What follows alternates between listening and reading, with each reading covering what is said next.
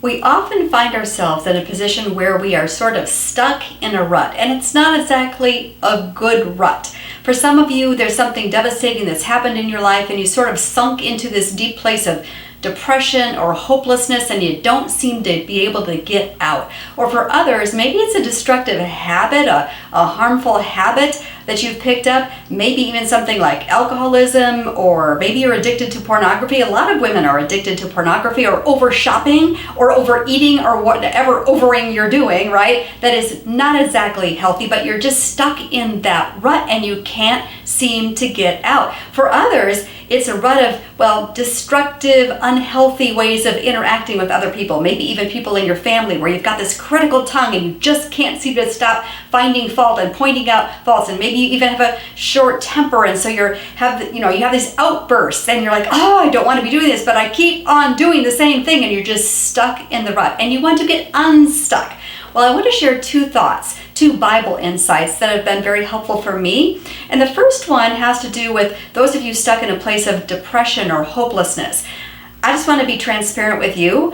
Some of you know about 10 months ago, I lost my husband. I was stunned. I did not see this coming. I didn't expect in a million years for this to happen, that he would pass away so suddenly. I wasn't prepared. My world was turned upside down. I was devastated to my core. And several months into the grieving process, I could just tell that if I gave into it, I was very close to spiraling into a deep depression. I suddenly realized this is what depression feels like, just kind of giving in to this weighty blackness of just depression.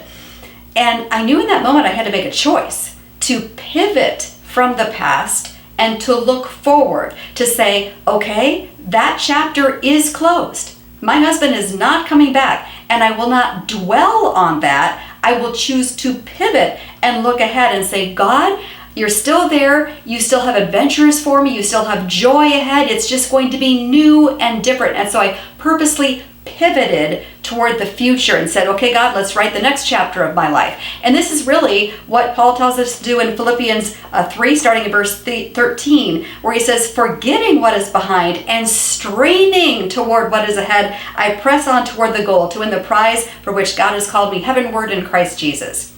Now, some of you are stuck in that rut of dysfunctional behavior or a bad habit, whatever it is, and you're like, oh, I just can't get rid of this thing. I'm in this rut and I want to get unstuck.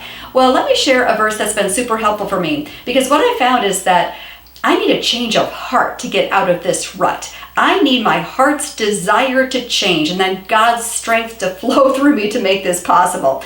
Listen to what God says in Ezekiel 36, starting in verse 26. I will give you a new heart and put a new spirit in you. I will remove from you your heart of stone and give you a heart of flesh. And I will put my spirit in you and move you to follow my decrees and be careful to keep my laws. So ask God to change your heart. Ask God to change your heart in that area where you've been running after the wrong things, the things that aren't healthy or helpful.